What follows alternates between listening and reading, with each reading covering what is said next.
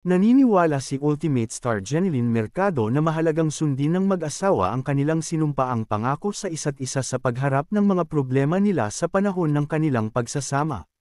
Natanong si Jen patungkol dito sa pagharap nila nina Dennis Trillo, Sam Milby, at iba pang cast members ng pelikulang Everything About My Wife, nitong Huwebes 13 ng Pebrero, sa Quezon Hall ng Seda Vertes North sa Quezon City.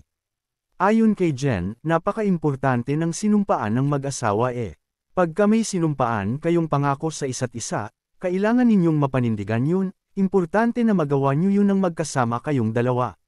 Dagdag pa niya, hindi natatapos yung mga problema kasi palagi namang magkakaroon ng mga problema.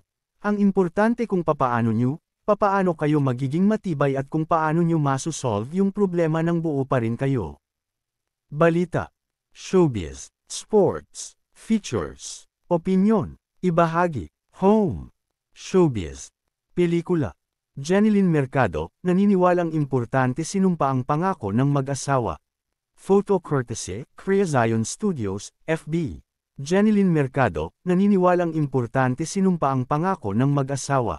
By Richard De Leon, February 13, 2025.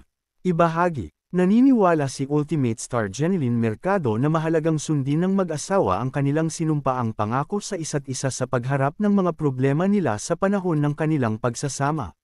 Natanong si Jen patungkol dito sa pagharap nila nina Dennis Trillo, Sam Milby, at iba pang cast members ng pelikulang Everything About My Wife, nitong Huwebes 13 ng Pebrero, sa Quezon Hall ng Seda Vertes North sa Quezon City. Ayon kay Jen, napaka-importante ng sinumpaan ng mag-asawa Pagka may sinumpaan kayong pangako sa isa't isa, kailangan ninyong mapanindigan yun, importante na magawa nyo yun ng magkasama kayong dalawa.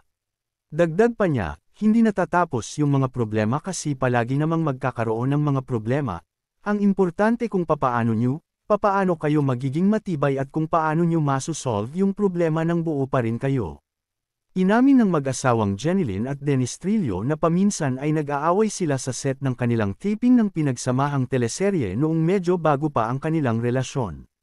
Pero paglilinaw ni Jen, ngayon daw ay mas nag-mature na silang dalawa at hindi na nag-aaway sa set, lalo na't nagkatrabaho sila ngayon sa pelikula, na kolaborasyon ng GMA Pictures at Crea Zion Studios.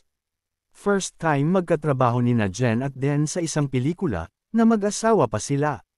Sa kabuuan daw, na-enjoy naman nina Jen at Dennis ang pelikula dahil mag-asawa naman sila sa totoong buhay, at marami sa mga eksena sa pelikula ang pamilyar sa kanila. Mapapanood ang pelikula sa ika-26 ng Pebrero sa mga sinehan nationwide.